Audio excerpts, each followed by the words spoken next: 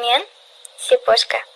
Bu kanalda eng zo'r mahorat bilan ijro qilingan hikoyalarni eshitib, maza qilasiz. Iltimos jonim, kanalga obuna bo'lib, videoga like bosib qo'yish yodingizdan chiqmasin. Xo'p. Aytgancha, kommentariyada shirindan shakar izohlaringizni kutib qolaman. Hozirga aytib beradigan hikoyam hayotimda bo'lib o'tgan. 28 yoshimda erimdan ajraldim. Bunga 4 yil bo'ldi. Uyga qaytganimga 3 yil bo'lganda erim boshqasiga uylanib bo'ldi. Meni esa osongina unutib yubordi. 5 yil o'ldim qo'ydim deb sevishib turmush qurgandik. Onasi o'g'il tug'mading deb kun bermay axir uyimga olib kelib, ikkita shiringina qizcham bilan tashlab ketdi.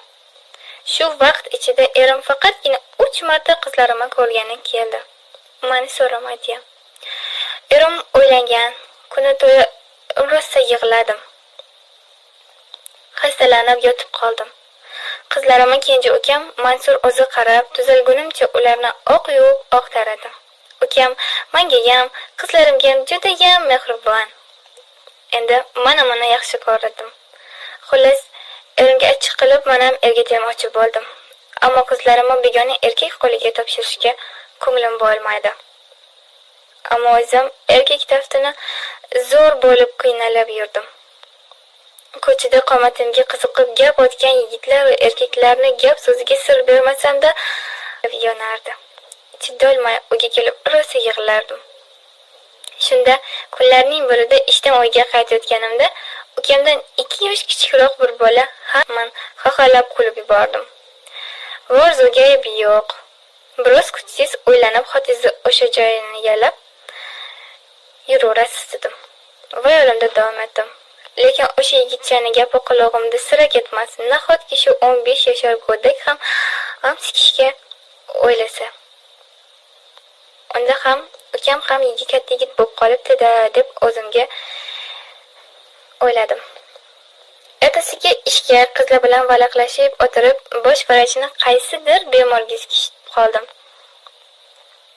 Ha, aytgancha, men больницада medsister bo'lib ishlayman.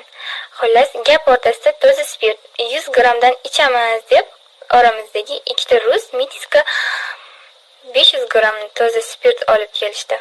Men boshida qarshilik qildim. Lekin qizlar bir marta ichib, ko'rs qilganingni unutasan deb menga ham 100 gram qo'yib ichirishdi. Ichdim-u, ichim yonib, zo'r nafas olib, napitka ichib yubordim. Birozdan so'ng boshim aylanib kayfim osha boshladi. Dardlarimni unutdim va jimgina qizlarni tinglab o'tirdim. Tungi smena edi. Shunga ham bemalol shunday kayf oshgan Iroda degan qizimiz gap boshladi. Erim rusga ketganiga 2 yil bo'lib yashadim. Keyin menga ko'zini suzib yurgan ukasiga erim kelguncha har kuni uchrasdan. Hozir ham faqat kamroq, erim ketsa yana har kuni beraman dedim. Mastlik, rostlik deb hamma dardini to'kib sola boshladi. Biri u dedi, biri bu dedi, lekin gap faqat edi. Navbat kelganda 6 ta qizdan 2 tasi uxlab yotar, bittasi hojatga ketgandi. Yonimda Vera bilan Nigina anavi mitiska qolgandi.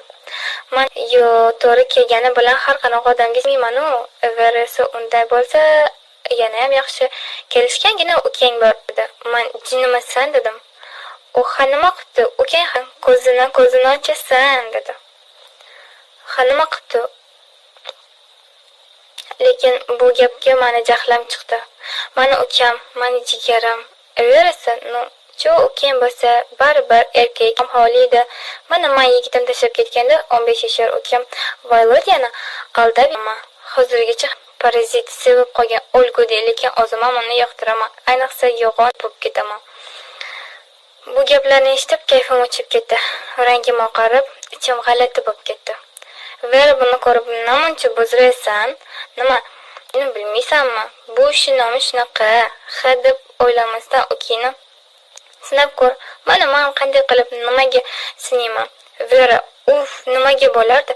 Ukang senga befarqmi, yo'qmi? Shunga sinaysan?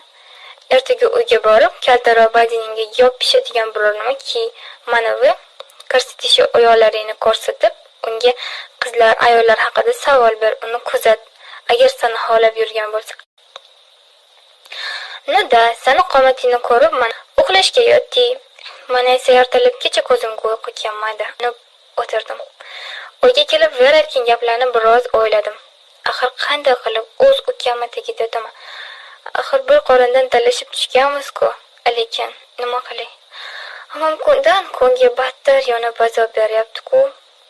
Shunday qilib 2 hafta ikkilanib yurdim. Bu orada atayin menga imkon yaratgandek, oyim ishxonamga yaqin joyda 8 xonali uchastka olib berdi. Menga vaqtinchalik qorovul qilib, ukam Mansurni qo'shib berdilar. Chunki uyga qatnaganimdan beri ortimdan uyga suvchilar va xushdorlar oqib kelardi. Ortimda 2 ta boy yetgan singlim bor. Onam ularga ortuvchi gap so'z chiqmasin deb meni ko'chirishga majbur bo'lgandilar. Shunday qilib ukam 2 qizim yangi uyda yashay boshladi.